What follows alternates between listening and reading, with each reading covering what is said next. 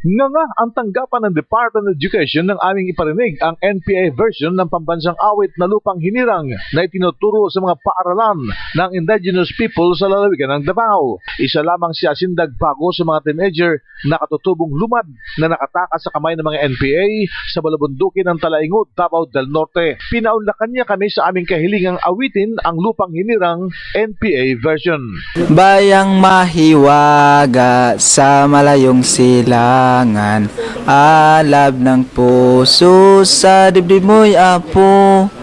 Lupang sinira, bayan ng magigiting, alab ng puso sa dibdib mo'y buhay.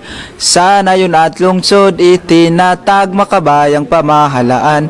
May tilamsik ang dugo at awit sa paglayang minamahal. Ang pula ng watawat mo'y tagumpa may nagniningning. Ang karit at kamauni ay hindi magdidilim. Laya ay langit, alwalhatit at pagsinta. Buhay ay lupa sa piling mo. Sana yun at lungsod itinatag makabayang pamahalaan.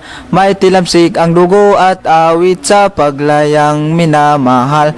Ang pula ng watawat mo'y tagumpa may nagniningning. Ang karit at kamauni ay hindi magdidilim. Laya ay langit, kalwalhatit at pagsinta. Buhay ay lupa sa piling mo. Yun po ang kanta ng Bayang Magiliw dun sa sir. Yes, sir. Nang amin itong marinig ay agad naming tinungo ang tanggapan ng DepEd sa lungsod ng Davao at aming ipinakita, inaharap at ipinarinig ang NPA version ng pambansang awit na kinanta ng katutubong si Asindag Bago.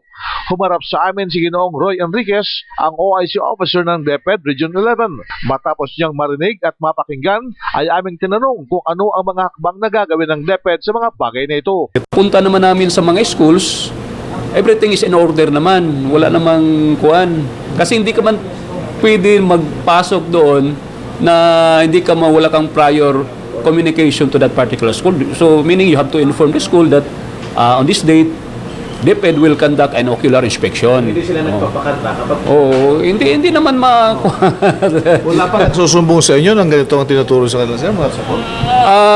Narinig na namin yan. Kaya nga, as to address as our intervention of DepEd also, we are mandating those schools that they have to really if we found out that they are not complying, not obeying with the order from the regional office, then that's a basis for revocation of their permit to operate. Outright ang revocation given the evidence? Hindi naman kasi we have to give due process.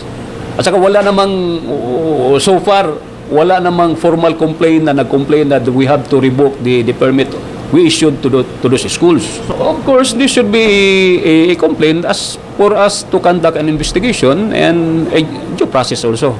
That's why ang ginawa ng DepEd is part of the process that we are giving to those schools. Kasi na-comply naman nila ang mga requirements ng DepEd for the issuance of permit to operate. So, in short, wala namang basis ang DepEd na hindi sila issuean ng permit kasi as to the requirements, kompleto naman mga requirements nila. Nagmistulang inutil ang DepEd sa mga bagay nito dahil ayon kay Enriquez, wala silang magagawang hakbang kung walang magrereklamo. Yan ang DZRH News, RH911, Bing Formento, naglilingkod sa pagbabalita.